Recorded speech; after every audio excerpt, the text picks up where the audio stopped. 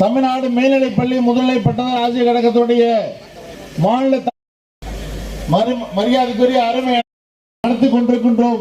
இந்த உண்ணாவிரத போராட்டத்தின் காரணமாக அரசுக்கு நான் சொல்லிக்கொள்ள விரும்புவதெல்லாம் உடனடியாக அண்ணன் ராஜாசி அவர்கள் பேசும்போது கூட நேற்று அரசினுடைய முக்கிய உயர் நபர்களும் இந்த தமிழ்நாட்டிற்கின்ற உயர் பதவிக்கு முக்கியமானவரிடம் பேசியிருக்கின்றால் அதற்கு நம்ம பல்வேறு சங்கடங்களை ஏற்படுத்தும் சிறந்த ஆட்சி என்று நாம் சொல்லிக் கொண்டிருக்கின்றோம். மாநில ஒருங்கிணைப்பாளர், தமிழ்நாடு அனைத்து அரசு ஆசிரியர் மற்றும் உள்ளாட்சி பணியாளர்கள் சங்கங்களின் கூட்டமைப்பு. நான் ஏற்கனவே கூறியவாறு 10 அம்ச கோரிக்கைகளை வலியுறுத்தி பல்வேறு மாவட்ட அளவிலான போராட்டங்களை நடத்தியிருக்கின்றோம்.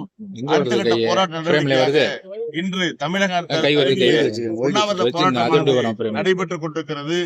முக்கியமாக வாழ்வாதார கோரிக்கையான 10 கோரிக்கைகள், இன்னும் சொல்லப்போனால் முத்தாய்ப்பான கோரிக்கையாக 21 ஆண்டுகளாக தொடர்ந்து வைத்து நான் போராடி கொண்டிருக்கின்ற பங்களிப்பு ஓய்வு திட்டத்தை ரத்து செய்துவிட்டு பழைய ஓய்வு திட்டத்தை அமுல்படுத்த வேண்டும் என்ற கோரிக்கைகள் நாம் வைத்திருக்கின்ற அனைத்து கூட்டங்களிலும் முதல் கோரிக்கையாகத்தான் 21 வருடங்களாக நாம் வைத்துக் கொண்டிருக்கின்றோம். 21 வருடங்களாக இந்த அரசு நிறைவேற்றும் என்று எதிர்பார்க்கின்றோம்.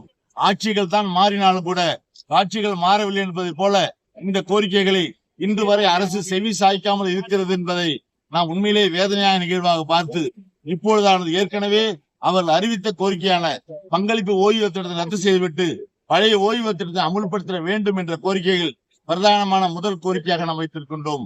அதே போல சரவணைப்பு சலுகையை ஏற்கனவே கொரோனா பெருந்தொற்று காரணமாக நிதி நிலைமை மோசமாக இருக்கிறது என்று சொல்லி ஒரு வருடம் நிறுத்தி வைக்கப்பட்ட அந்த சலுகையை மறுபடியும் 2 வருடங்களாக ஒத்திவைக்கப்பட்டது. ஆனால் இந்த அரசு மறு தேதி வருகின்ற வரை இந்த சலுகையில் வழங்கப்படாது என்று அறிவிப்பதை உண்மையிலேயே வேதனையாக நாங்கள் பார்க்கின்றோம், அறிவிப்பாக எதிர்பார்க்கின்றோம். அதே போல ஊதிய குழு அமல்படுத்தப்பட்ட போது 1/1/2016 முதல் 30/9/2017 வரை ஏறக்குறைய 21 மாதங்கள் எங்களுக்கு இன்னும் நிலுவைகள் அந்த அரசு வழங்காமல் இருக்கிறது. 1/10/2017 முதல் அமுல்படுத்தப்பட்டாலும் இந்த 21 மாத ஊதிய குழு நிலுவை இன்று வரை நிலுவையாகவே இருக்கிறது. ஆகவே நிச்சயமாக அரசு இந்த 21 மாத நிலுவையை வழங்க வேண்டும் என்று எதிர்பார்க்கின்றோம்.